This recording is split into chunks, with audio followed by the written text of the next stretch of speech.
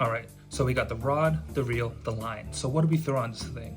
There's a million baits that you can do this with. However, here are my recommendations based on things that you can order on Amazon or just find at almost every tackle shop. First and foremost, the Yamamoto shad-shaped worm. Next is actually an interesting bait from Zoom, the Super Salt Winged Fluke.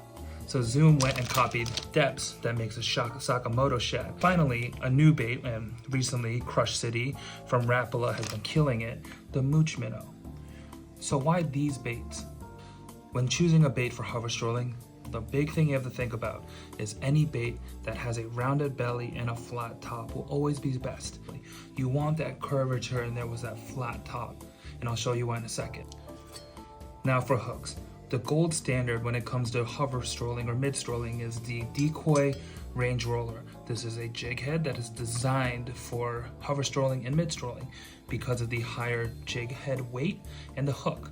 So it will roll a lot better. However, it's great and nice to have, but it's not necessary. I learned how to hover stroll on just a regular ball head jig. You can fish these in 16 ounce, 1/32 of an ounce, even up to a force. But generally, when you're starting out and for most situations, 16 ounce is probably the way to go. I learned how to fish this on a normal jig head, and I'll show you how you can get the best results with a regular jig head when you're hover strolling.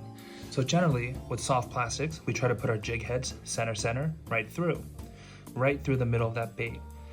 However, if you want to use a jig head for hover strolling and don't want to get, the fancy jig heads that I have, you're going to take that bait, and what we're going to do is get that hook super shallow in the head.